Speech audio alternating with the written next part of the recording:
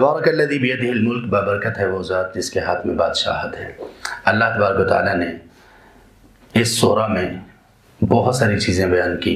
اس سورت کے متعلق نبی صلی اللہ علیہ وآلہ وسلم نے دو باتیں ارشاد فرمائی اور دونوں ہی ترمذی کی احادیث ہیں۔ ایک کو شیخ البانی رحمہ اللہ نے حسن کہا اور ایک کو صحیح کہا۔ اللہ کے رسول صلی اللہ علیہ وسلم نے فرمایا ان من القرآن سورہ 30 آیہ شفعت لرجل حتی غفر له۔ قرآن کریم کی ایک سورت ہے جس کی 30 آیات ہیں، جو شخص اس کو پڑھے گا وہ اپنے پڑھنے والے کے لیے سفارش کریں گی، سفارش کرتی رہیں گی یہاں تک کہ اس کو بخش دیا جائے گا۔ اور فرمایا وہ سورہ کون سی ہے؟ تبارک الذی بیدہ الملک۔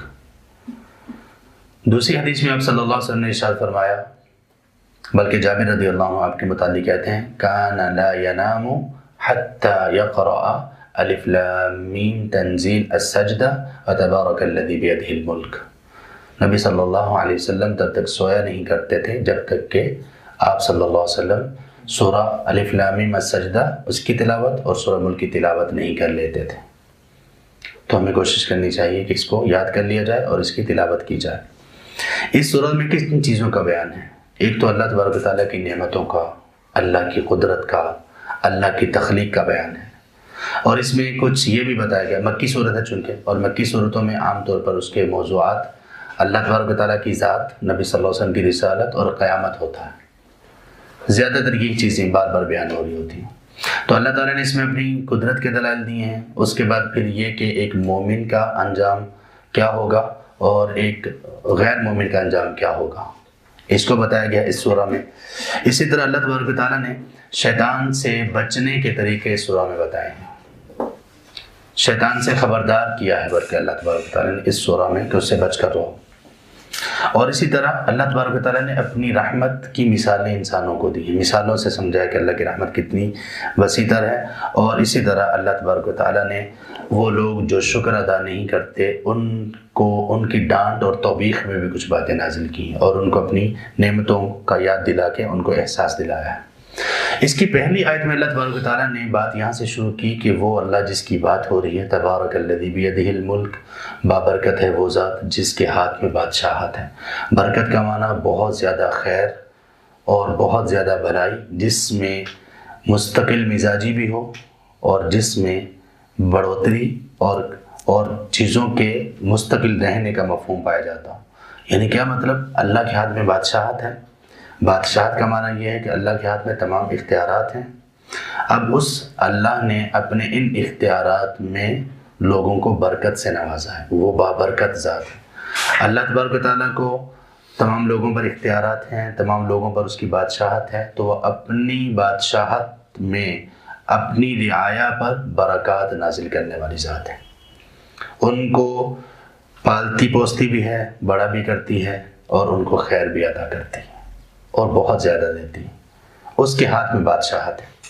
وَهُوَ عَلَى كُلِّ شَيْءٍ قَدِيرٌ، اور وہ بادشاہت ایسی ہے کہ وہ ہر چیز پر قادر ہے، اس نے ہر چیز کا اندازہ لگا رکھا ہے، کون کس اندازے کے مطابق کہاں تک جائے گا، کہاں تک اس کا قد بڑھے گا، کہاں تک اس کی زندگی ہوگی، اور کہاں تک کسی کی سرکشی ہوگی اور کہاں تک کسی کی نیکی ہوگی، اس کو سب معلوم ہے۔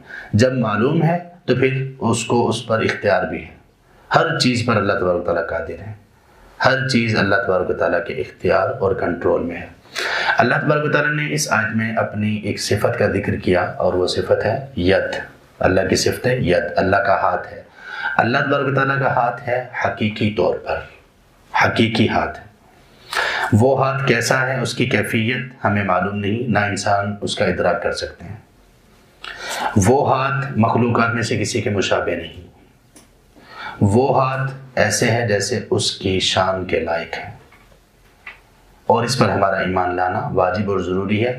اس کی ہم کوئی تعویل نہیں کریں گے، کوئی اور معنی نہیں کریں گے۔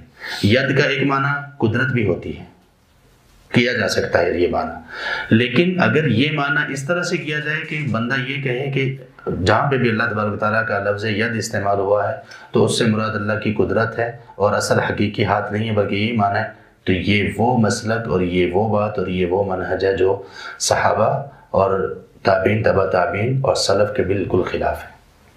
اللہ کا ہاتھ ہے، حقیقی ہے، کیسے ہے؟ جیسے اس کی شان کے لائق ہے، مخلوقات میں سے کسی کے مشابہ نہیں۔ ہاں اس ہاتھ میں اللہ تبارک و تعالیٰ کے قبضہ، قدرت، اس کا تمام چیزوں کا معنی بھی پایا جاتا ہے، تو ان کے معنی پائے جانے کے ساتھ اس کی حقیقت بھی ہے، اس کو بھی ہم مانیں گے۔ اور اللہ تبارک و تعالیٰ کے ہاتھ میں چونکہ بادشاہت ہے، اور ایسی بادشاہت، ملک کا لفظ نہیں بولا، ملک کا لفظ بولا، تو ایسی بادشاہت ہے جو ہر چیز پر اختیار رکھنے والی ملکیت ہے۔ اللہ کی ملکیت ایسی ہے جس پر اس کا اختیار ہے، لیکن ہم اپنے آپ کے مالک ہیں نا، لیکن ہم نے اپنے آپ پر پورا اختیار نہیں ہے۔ ہم اپنی ایک ٹانگ تو کھڑی کر سکتے ہیں، یہ ملک ہے، دوسری نہیں کر سکتے۔ ہم سو تو سکتے ہیں، لیکن جتنا چاہیں سوتے ہی رہیں یہ نہیں ہو سکتا۔ ہم کھا سکتے ہیں، کھاتے ہی چلے جائیں، یہ نہیں ہو سکتا۔ ہم بول سکتے ہیں، بولتے ہی چلے جائیں، یہ نہیں ہو سکتا۔ تو ہمارے پاس ملک، ساری چیزیں ہماری ملک تو ہیں، لیکن اختیار اتنا زیادہ نہیں ہے۔ تو ملک وہ چیز ہے جس میں اللہ تبارک و تعالیٰ کا پورا اختیار ہو، اور وہ پھر ہر چیز پر قادر بھی ہے۔ اللہ تبارک و تعالیٰ نے دوسری اپنی صفت یہ ذکر کی کہ اس نے موت اور زندگی کو پیدا کیا۔ جس طرح زندگی کو پیدا کیا، اس طرح موت کو بھی پیدا کیا۔ موت کو پہلے ذکر کیا، زندگی کو بعد میں ذکر کیا۔ اور قرآن میں دوسری جگہ پر ہے، اللہ تبارک و تعالیٰ نے مرنے سے، پیدا ہونے سے جو پہلی والی حالت ہے اس کو بھی موت کہا ہے۔ تو موت بھی اللہ کی تخلیق ہے، اور موت اس لیے ہے تاکہ انسان کو یہ پتہ چلے کہ تمہارے اوپر کوئی شخص قادر، کوئی ذات قادر ہے، اور جس کا پورا اختیار چلتا ہے، تم اس میں کچھ نہیں کر سکتے۔ تمہارا اختیار زندگی میں ہے، اور وہ بھی محدود ہے، وہ ختم، تمہارا اختیار ختم۔ تو اللہ وہ ذات ہے جس نے زندگی کو بھی پیدا کیا، اور زندگی کے خاتمے کو بھی پیدا کیا، موت کو بھی پیدا کیا۔ اور کس لیے پیدا کیا؟ اس کا سبب کیا ہے؟ لِيَبْلُوَكُمْ أَيُّكُمْ أَحْسَنُ عَمَلًا، تاکہ اللہ تمہیں آزمائے۔ اور آزمائش کا ہم نے پڑھا کہ کسی چیز کی اصلی حالت کو ظاہر کر دینا، تاکہ اللہ تبارک و تعالیٰ کے سامنے تمہاری اصلی حالت ظاہر ہو جائے، اپنی مرضی سے تم دیکھو کہ تم کیا کر رہے ہو۔ ایُّکُمْ أَحْسَنُ عَمَلًا، اور یہ اصلی حالت کیسے ظاہر ہوگی؟ کہ اللہ تبارک و تعالیٰ تمہاری آزمائش کریں گے کہ تم میں سے اچھا کون ہے عمل کے اعتبار سے۔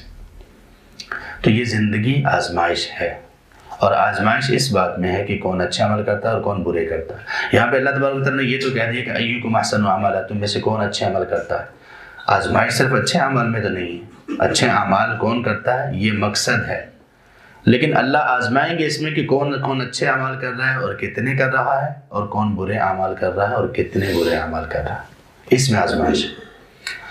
اللہ تعالیٰ نے اس آیت میں ہمیں یہ بتایا یہاں تک کہ تمہاری آزمائش اس چیز میں ہے کہ تم میں سے حسن عمل کس کے پاس ہے، اچھے اعمال کون کر رہا ہے۔ یہاں پہ اللہ تعالیٰ نے یہ نہیں کہا کہ تم میں سے زیادہ اعمال کرنے والا کون ہے۔ اللہ تعالیٰ کو، اللہ تبارک و تعالیٰ کوالٹی چاہتے ہیں، اللہ تبارک و تعالیٰ کو مقدار اللہ تبارک و تعالیٰ کا مقصود نہیں ہے۔ ہاں وہ مقدار مقصود ہے جو اللہ تبارک و تعالیٰ نے فرض قرار دے دی، جو متعین کر دی اللہ تبارک و تعالیٰ نے۔ جیسے کوئی بندہ کہے اللہ تبارک و تعالیٰ تو چونکہ مقدار کو نہیں دیکھتے، آپ نے کہا جیسے مقدار کو تو نہیں دیکھتے، تو میں ظہر کی 4 کی بجائے 1 ہی رکعت پڑھتا ہوں، صحیح زبردست کر کے پڑھتا ہوں۔ کیوں؟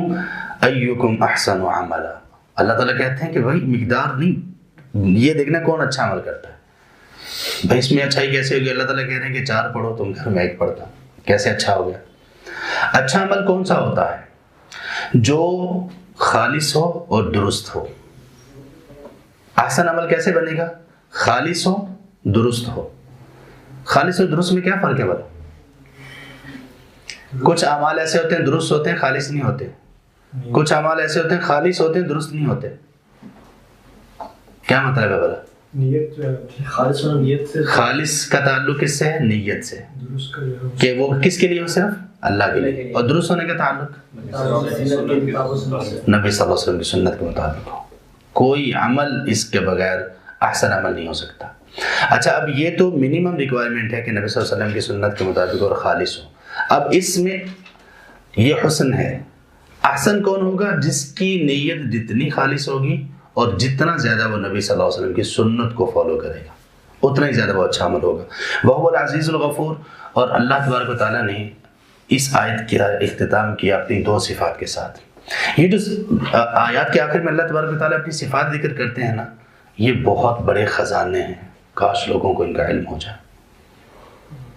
آپ دیکھیں کہ مختلف آیات کا اختتام اللہ تبارک و تعالیٰ اپنی مختلف صفات کے ساتھ کرتے ہیں، ایک جیسے صفات پہ نہیں کیا جاتا کسی جگہ پر غفور الرحیم، کسی جگہ پر عزیز الحکیم، کسی جگہ پر العزیز الغفور جیسے یہاں پر ہے، کسی جگہ پر ان بطش ربک لشدید، یہ تو پوری آیت ہے خیر. کسی جگہ پر اللہ تعالیٰ نے کسی صفت سے اپنا اختتام کیا آیت کا، کسی جگہ پہ کسی صفت سے. اور یہ جو صفات ہوتی ہیں جن پر اختتام ہو رہا ہوتا ہے، اس میں پوری پچھلی آیت جو بیان کیا جا رہا ہوتا ہے اس کا بالکل ایک خلاصہ بھی ہوتا ہے اور اس کی حقیقت کا بیان بھی ہوتا ہے. کیسے؟ اللہ تبارک و تعالیٰ نے کہا کہ زندگی اور موت کو کیوں پیدا کیا؟ تاکہ تمہیں آزمائے کہ کون اچھا عمل کر رہا ہے اور کون برے عمل کر رہا ہے. اس کے بعد کہا کہ وہ عزیز بھی ہے، غفور بھی ہے. عزیز کا ہم نے معنی پڑھا کہ جو بلند ہو، جس کے پاس قوت اور غلبہ ہو اور پورا اختیار ہو. اللہ تعالیٰ کہتے ہیں کہ تم اگر اچھے عمل نہیں کرتے ہو تو اللہ تبارک و تعالیٰ بلند ہے، اس بات سے اللہ کو کوئی فرق نہیں پڑنے والا.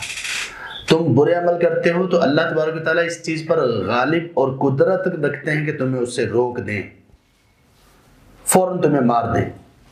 فوراً تمہارا ایک آدمی ہے وہ کیسے گناہ کی طرف قدم اٹھا رہے، اللہ تعالیٰ چاہتے ہیں، اگر چاہیں العزیز، وہ غالب ہیں، وہ اس بات کی قوت رکھتے ہیں کہ آدمی کی ٹانگیں ہی کام نہ کرے، آنکھیں ہی کام نہ کرے، کان ہی کام نہ کرے. یہ طاقت اللہ رکھتے ہیں. لیکن اللہ کیا کرتے ہیں؟ الغفور. اللہ تبارک و تعالیٰ اتنے غلبے، اتنی قوت، اتنی شدت، اتنی بلندی کے باوجود بھی لوگوں کے ساتھ کیا معاملہ کرتے ہیں؟ ان کے گناہوں کو چھپاتے بھی ہیں اور ان کو بخش کر ان گناہوں کے اثرات سے محفوظ بھی کرتے ہیں. ایسے میں کیا پتہ چلا کہ اگر ہمارے پاس کوئی ایسا غلبہ ہے کسی چیز پر، اگر ہمارے اندر کچھ لوگ کام کرتے ہیں تو ہمیں، اگرچہ ہم اس بات پر قادر ہوتے ہیں کہ ان کو سزا دے سکیں، ان کو نقصان پہنچا سکیں، نقصان تو نہیں، سزا دے سکیں یا کچھ بھی ایسا، تو ہمیں کیا کرنا چاہیے؟ اس غلبے کے باوجود ہمیں درگزر سے کام لینا چاہیے. ہمیں ان لوگوں کے عیوب کو چھپانا چاہیے، چھپانے کے ساتھ ساتھ اس کی وجہ سے جو نقصانات ہو رہے ہیں اس سے ان کو محفوظ بھی رکھنا چاہیے. تو اللہ تبارک و تعالیٰ کی جو صفات ہم سیکھتے ہیں، ہم سیکھیں گے بھی انشاءاللہ. اس ہر ایک صفت میں ایک سبق ہوتا ہے انسان کے لیے. اللہ تبارک و تعالیٰ ہمیں عمل کی توفیق نصیب فرمائے اور اللہ تبارک و تعالیٰ ہمیں قرآن والے لوگوں میں سے کر دیں جن سے اللہ محبت کرتے ہیں اور جو اللہ سے محبت کرتے ہیں، اور جن کے بارے میں اللہ نے کہا کہ یہ جو قرآن والے لوگ ہیں، یعنی قرآن کو سیکھنے، سکھانے اور عمل کرنے والے لوگ، یہ اصل میں اللہ کا اہل ہیں، اللہ کی فیملی ہیں. اللہ میں